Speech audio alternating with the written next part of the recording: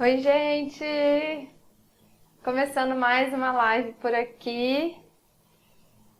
Hoje eu vou falar um pouquinho sobre um assunto que uma das alunas que trouxe até e que eu acho que tá bem comum assim nas perguntas.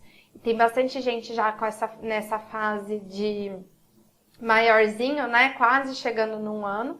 Então, hoje a live é específica para isso, para os maiorzinhos. A gente já falou um pouquinho aqui outros dias sobre os leites, o que fazer, né, depois de um ano, sobre os alimentos permitidos já depois de um ano, mas acho que faltou explicar, deixar mais desenhado para vocês. E lógico, a gente tem dúvida quando a gente vai pôr ali em prática, né? Antes a gente acaba até olhando, mas não vem, a gente não vê o que realmente precisa ali, né? Então, para começar a nossa live, eu queria falar só um pouquinho que eu sempre falo.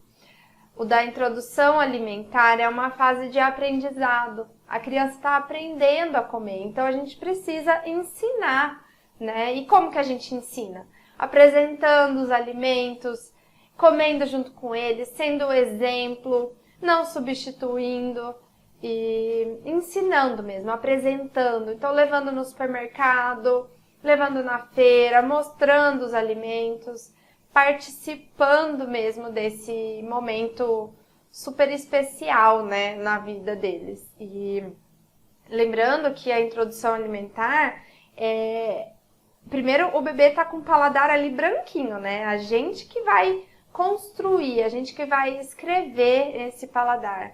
E até 2 anos tá em formação. Então, é aí que a gente vai montar o paladar que ele vai levar para a vida inteira. É lógico que vai mudando de acordo com a idade, mas tendo um paladar, um hábito alimentar saudável agora na infância, é o que vai fazer diferença lá na frente para a saúde do seu filho. Então, eu fico muito feliz de ter vocês aqui, porque eu acho que é o primeiro passo, né, para a saúde dos nossos filhos. E é um trabalho de formiguinha, mas a gente cada vez mais vai aprendendo mais sobre a introdução alimentar, a nutrição infantil, e para lá na frente a gente conseguir o sucesso, que é ter os nossos filhos saudáveis, com hábitos alimentares saudáveis, né? Acho que isso que é o mais importante. Bom, eu separei algumas questões aqui, que, se eu não me engano, foi a Larissa que perguntou, e pra gente conversar um pouquinho mais. Eu queria que vocês, até vou escrever aqui depois, colocassem quais assuntos vocês querem ver por aqui, o que mais que eu falo. Eu vou trazendo também ideias, mas acho que o principal é o que vocês estão precisando aí, né? Lógico que eu vou falar, tem as aulas, tudo, mas o que vocês estão precisando mais aí pra gente poder bater um papinho melhor, certo? Bom, o que muda então depois de um ano? Como eu sempre falo, muita coisa melhora. Até o primeiro ano, que é o pior, porque a gente tira sal da comida, que acaba tendo que fazer a comida separado. Tem alguns alimentos que são proibidos. E depois de um ano, continuam alguns alimentos proibidos, mas é muito mais fácil. Então, um deles que é liberado é o leite e derivados. Derivados, queijos, manteiga, iogurtes. Então, acho que faltou explicar um pouquinho de cada um. Então, queijos, por exemplo. Que queijos que a gente vai oferecer para essa criança acima de um ano? Quando que a gente vai oferecer? Bom, a melhor forma de oferecer um queijinho é ou no café da manhã ou nos lanchinhos. Então, colocar um pãozinho com queijo ou o próprio queijinho ali, pega um queijo branco, fatia, coloca orégano, por exemplo. Vira um super lanchinho, uma parte do lanchinho, né? Que é essa parte proteica que a gente coloca no lanche. Os principais queijos, os melhores queijos, queijo branco, esses queijos mais claros, então a ricota, o cottage, pode ser uma mussarela. Quanto mais claro o queijo for, é melhor. que ele é menos gorduroso. Então, a gente não vai oferecer ali para a criança lanchar um cheddar, por exemplo. Então, quanto mais branquinho, melhor, tá? E pode oferecer qualquer queijo. Pode ter um pouquinho de sal, sim, não tem problema nenhum. Colocando orégano dá um saborzinho a mais. E aí, incrementando mesmo esse lanchinho.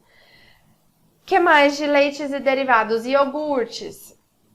Os iogurtes são liberados sim após 1 ano, mas tem que tomar cuidado na hora de comprar o iogurte. O ideal, lógico, é você fazer o natural em casa. Mas muita gente não tem tempo também. O iogurte, o que que é? É o leite mais o fermento, né? Então ele vai... não precisa de mais nada ali na sua composição.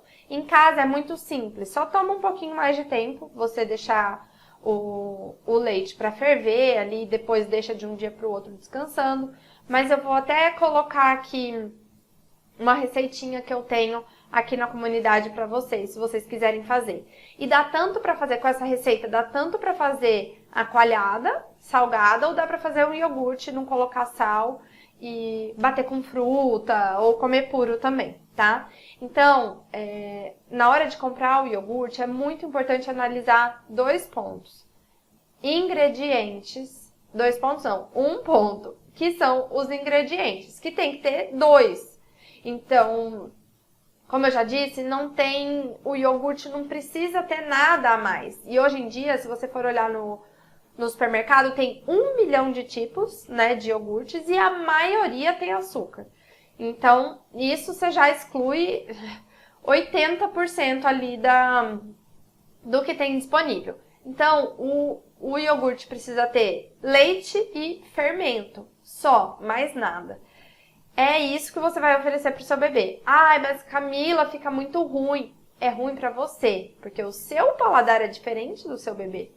Então, experimenta não, oferece para ele, vê se ele vai comer antes de você falar, ai, ele não gosta, é muito ruim, eu não vou oferecer. Então, oferece primeiro. E aí, achou muito ruim, bate com uma fruta, coloca uma fruta ali para dar sabor da fruta, para dar o açúcar da fruta. Não ficar colocando açúcar, mel ou 1 milhão de outras coisas a mais para adoçar. A intenção não é essa do iogurte, tá? A intenção é você melhorar os lanchinhos e apresentar outros alimentos ali pro seu bebê, certo? Então, prestar atenção na hora de comprar. E manteiga, por exemplo, que já pode oferecer, pode passar no pão um pouquinho a manteiga, quer fazer um ovinho mexido, pode pôr um pouco de manteiga. Antes de 1 ano não é recomendado, tá? O que mais? Deixa eu tomar uma aguinha aqui.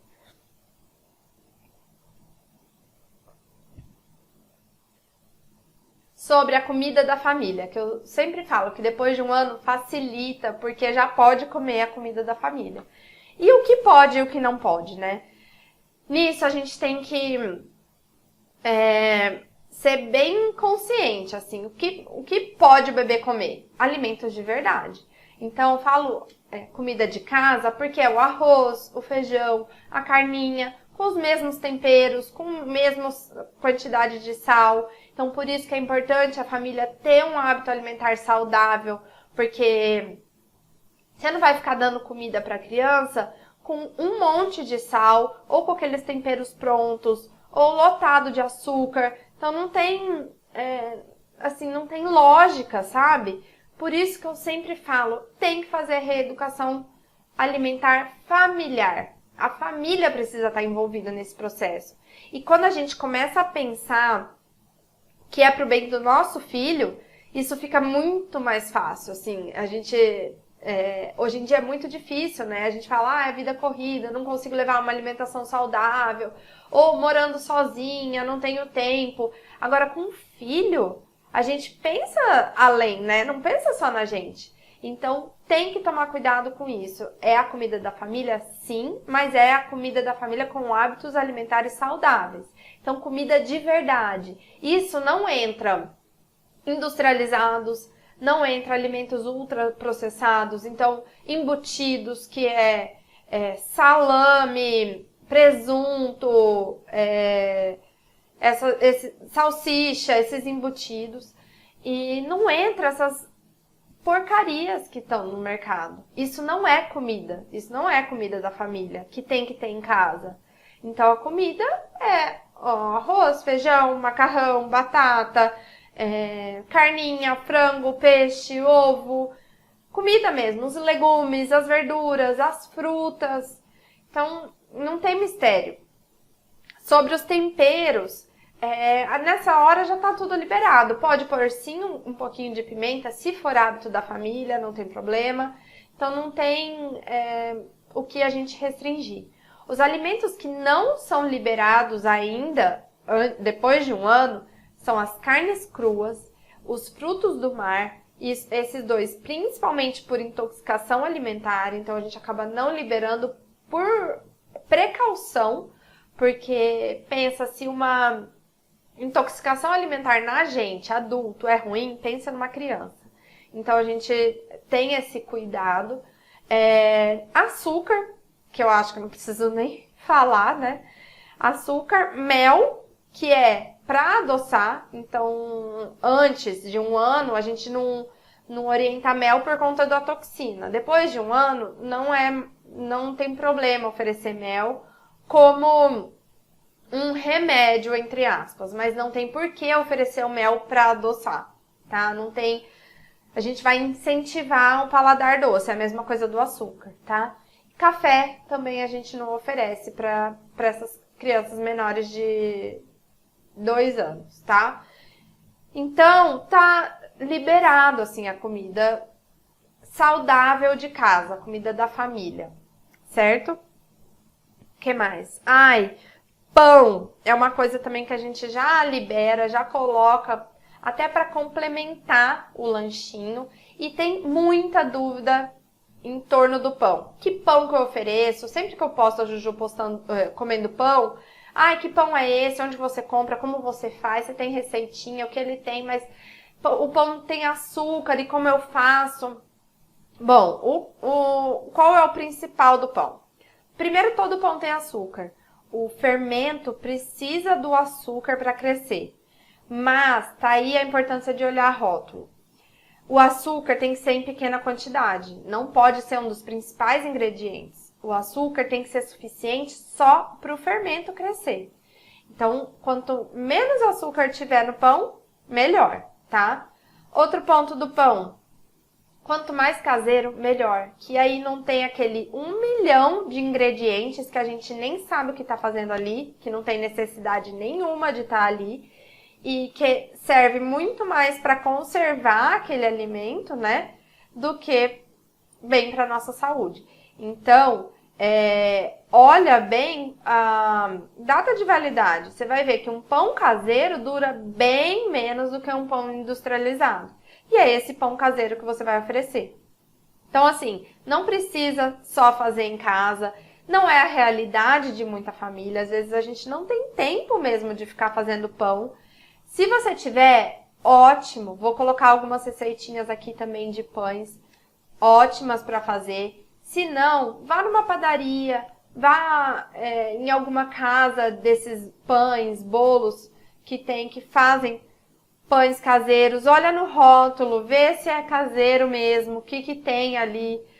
Um ponto que eu sempre encontro quando eu vou procurar pão caseiro, assim, tem muitos pães com margarina. E assim, não tem necessidade nenhuma de ter margarina num pão. Então, só eu vendo a margarina eu já excluo, já acho que não tem necessidade. Então, por isso que é importante a gente olhar rótulo. Tá tudo ali, é só a gente saber decifrar. E quanto mais natural, mais caseiro for os ingredientes, quando a gente souber mesmo o que eles são, é que é bom e a gente pode consumir. Então, quando tem aqueles nomes estranhos e que a gente não sabe o que é, já pode excluir, porque não é pra estar ali, tá? Pode deixar, Flávia, eu vou pegar, não sei se eu consigo colocar hoje, mas eu vou colocar aqui a do iogurte e de alguns pãezinhos que eu tenho, tá? Pra vocês. Outra questão que apareceu aqui sobre criancinhas maiores depois de um ano, que a gente já falou um pouco na live de leites, é a questão da fórmula. Ah, eu continuo com a fórmula ou não, mas meu filho completou um ano, eu quero continuar, eu preciso continuar com a fórmula. Isso vai depender de cada criança. A gente vai olhar a alimentação em geral. Ela tá comendo bem, todos os tipos de alimento, ela tá sendo bem nutrida ali, né, com todos os micronutrientes. Aí não tem a necessidade da fórmula. Porque a fórmula é isso, é para completar, né? É para suprir todas as necessidades energéticas. Então, não vejo necessidade de continuar com essa fórmula se a criança come bem. Se é uma criança que ainda não está comendo bem, que não está aceitando bem os alimentos, vamos continuar com a fórmula até essa criança passar a comer bem e a gente está segura com esse suporte nutricional dos alimentos, não só da fórmula. Se quer continuar com a fórmula, tudo bem. A fórmula só não pode substituir as refeições. Ela tem que estar entre 2 a 3 vezes no máximo por dia na rotina alimentar da criança. Não tem necessidade de ter 5, 6, que nem era antes, tá? Isso vai acabar substituindo pela refeição. Ela vai estar, sim, suprida nutricionalmente falando, mas não vai estar aprendendo a comer, que é essa a intenção da introdução alimentar, né? Então, vai depender muito aí da sua casa. Você vai ver o que o seu filho come, qual a necessidade dele, se você acha que tá legal, que ele tá comendo bem, ótimo, pode passar para outro tipo de leite. Pode pôr leite de vaca, por exemplo. Se não, se você não tá segura, vamos continuar com a fórmula, vamos fazer uma transição mais devagar, mais lenta. E se for leite materno, não preciso nem falar, continue com leite materno, não tem por que substituir ou trocar o leite, certo? E tem a questão do açúcar, que a Larissa falou, tem muitos alimentos com açúcar, então o que a gente faz, né? Oferece ou não oferece? Bom, realmente tem muitos alimentos com açúcar. E o que são esses alimentos? Eles são alimentos de verdade? Não, né? São os ultraprocessados, principalmente. São as bolachinhas, são esses alimentos que a gente encontra em pacotinho no supermercado. E isso não faz bem nem pra gente. Então pensa para uma criança. Por que a gente vai oferecer, vai apresentar esses alimentos que não são alimentos para ela conhecer e viciar esse paladar com açúcar? Então, assim, não tem porquê, não tem, é a gente que compra. Eu falo sempre isso. Quem coloca o alimento na casa são os pais. Não, assim, não tem outra alternativa. É a gente que faz compra, não é a criança que vai lá e traz do supermercado. Então, a gente que vai apresentar aquele alimento para ele. Ah, mas ele conheceu na escola uma vez. Não é uma vez que a criança cria um hábito. Não é com uma vez que ele experimentou aquele alimento. É em casa, é você comprando, é você oferecendo em casa, você sempre tendo em casa. Então, isso não pode ter em casa, esses alimentos, né? Que não são alimentos. E a maioria tem açúcar, sim. Agora, se você for ver alimentos de verdade, o pãozinho que eu tava falando agora, o pão tem o açúcar pro fermento. A quantidade é mínima do açúcar que vai lá e o fermento come todo esse açúcar para ele poder crescer, fazer crescer esse pão. Agora, frutas, legumes, não tem, entendeu? Não tem. É aí que a gente vai oferecer. Vai uma pipoca, vai um milho, vai uma panquequinha. Tem muitas opções de alimentos de verdade. É a gente que complica e quer oferecer esses outros industrializados, esses outros ultraprocessados. E é a indústria que criou isso, não tinha esses alimentos. Então, se a indústria criou, como que cria? Não é alimento de verdade, né? Tá criando, é uma máquina que tá criando. Então, não é alimento de verdade. E por que a gente vai oferecer isso para uma criança de 1 ano? Né? Ela vai ter acesso? Vai ter lá na frente, ela vai ter acesso. Agora não tem por que a gente oferecer. Não tem por que a gente ter em casa, a gente incentivar esse consumo. Foi o que eu falei no começo. A criança, a gente forma o hábito, o paladar, o hábito alimentar dela agora. É a formação até 2 anos.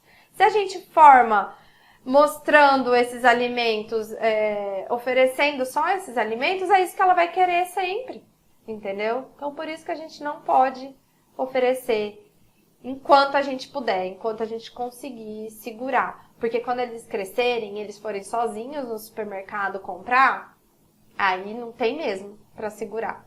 Mas pequenos, desse jeito, a gente consegue sim. É muito mais fácil. É a gente conversar com os parentes, é a gente conversar na escola. Esses dias até tava vendo, acho que foi ontem, uma seguidora me mandou: o que que eu faço quando você vai buscar a criança na escola e ela volta com um pirulito na boca? Oi? Como assim? Vou lá agora. Dela, fiquei sem graça e não falei nada. Como assim fiquei sem graça? Não é assim, a alimentação do meu filho não é assim, faz o que quer. Não, eles têm que saber qual é a minha expectativa, o que eu quero pro meu filho. Isso eu falo pra todo mundo também, famílias, amigos. É lógico que, até falei esses dias, eu sofro bullying, porque todo mundo fica me zoando, que vai dar algum bolinho pra Juju, que vai dar um brigadeiro, mas todo mundo me respeita, sabe? E me respeitam porque eu imponho o respeito, porque eu quero aquilo pra minha filha e ponto final.